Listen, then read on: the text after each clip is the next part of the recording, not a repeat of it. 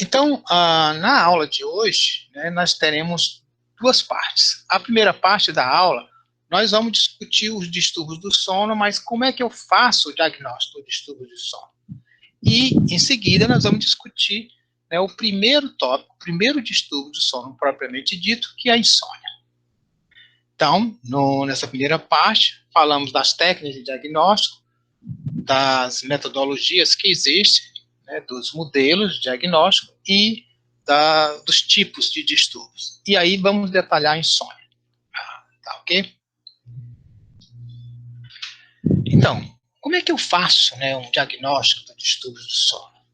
Primeira coisa que a gente chama, né, atenção, é que eu preciso levar em consideração, né, vários componentes. Então, algumas características são fundamentais. Então, a gente precisa, né, avaliar o paciente ronca. Então, os pacientes que roncam, geralmente eles precisam ter uma avaliação do distúrbio de sono. O ronco, ele está associado a um distúrbio do sono, está associado a um problema respiratório do distúrbio do sono, mas o ronco também ele pode estar provocando outros distúrbios do sono. A outra questão importante é que pacientes com sonolência excessiva diurna. Nós temos que entender que durante o dia nós temos que estar alerta, né? Nós temos que estar atento, nós estamos trabalhando, estamos dirigindo, estamos estudando. Então, a sonolência excessiva durante o dia é uma característica importante na avaliação do distúrbio do sono.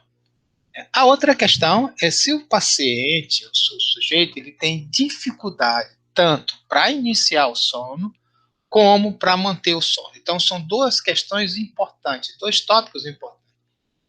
Iniciar o sono e manter o sono. Isso a gente precisa estar sempre fazendo essa avaliação. A outra questão importante é se o paciente, né, ele tem comportamentos que nós vamos chamar comportamentos incomuns durante o sono. Porque durante o sono, enquanto estamos dormindo, né, na verdade, a gente não tem quase nenhum comportamento, a gente está em uma redução da atividade física, tem uma postura comportamental, mas não tem movimento. Então, isso é importante. As outras considerações a gente precisa avaliar em relação se esse paciente ele precisa ser referenciado para um centro ou para uma clínica especializada, né, em distúrbios do sono. Então, essas duas coisas são importantes. E aí, para o diagnóstico, a gente vai levantar alguns tópicos. O primeiro questão fundamental que a gente precisa levantar do paciente é em relação aos hábitos do sono. Então, quem são os hábitos do sono? Então, eu preciso ver qual é o horário, né, perguntar ao paciente, né, qual é a hora de dormir durante a semana, qual é a hora de dormir, né, nos fins de semana. É claro que durante a semana aqui nós estamos falando dos dias de trabalho, os dias, né, de escolar. No caso do indivíduo que tem trabalho em turno, a gente pode estar discutindo o horário de dormir durante, né, os dias de trabalho e os horários de dormir durante os dias de folga, que aí são diferentes. Né? Então, mas é importante isso. A gente sabe que quando eu tenho, né, uma privação de sono, eu tenho uma redução do sono, nós vimos que, em decorrência do componente homeostático, a gente tem um rebote do sono, aumenta, né, os níveis de sono na noite seguinte. Então, se eu tenho uma redução do sono durante a semana, no final de semana eu vou ter um rebote. Né? Então, eu vou ter mais sono.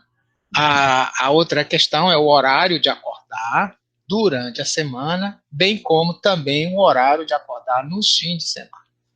Então, as duas coisas, porque o horário de acordar, ele geralmente, durante a semana, né, o horário de acordar está muito ligado ao horário de trabalho ou ao horário escolar.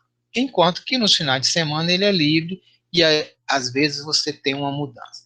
Enquanto que o horário de ir dormir, né, o horário de dormir é um horário que é muito mais flexível, é muito mais dependente do sujeito.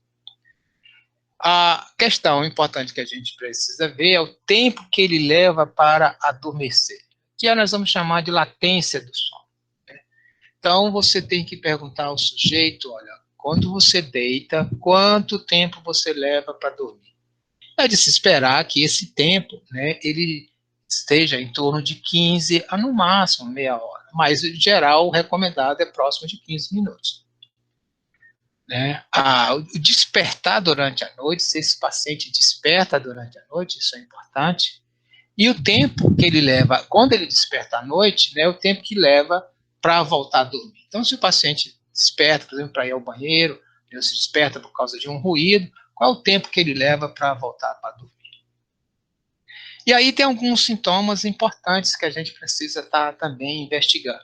Aí um deles é o que nós vamos chamar de sintomas matinais, ou seja, os sintomas pela manhã.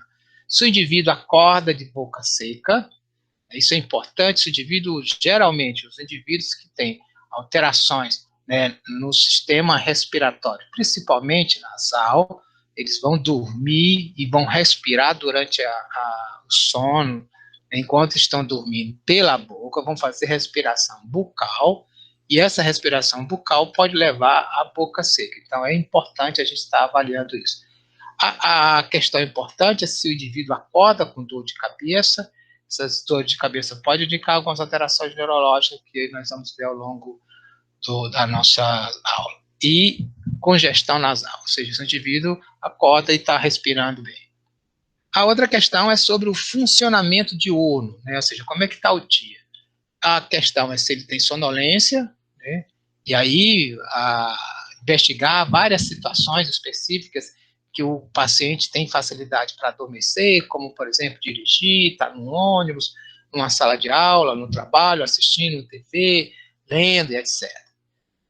Então, eu vou ver se ele dorme enquanto dirige, né, se tem acidentes causados por sonolência, não acidente de trânsito, estamos falando de acidente de trabalho, por exemplo, um acidente doméstico, né, problemas de memória, se ele está relatando problemas de memória, aqui está a dificuldade de concentração, fadiga, a irritabilidade, e se ele cochila, né, quantos cochilos eles fazem, né, qual é a prevalência disso, no sentido de se é todos os dias, só no final de semana, qual é a duração, se ele sonha durante os cochilos, tal, etc.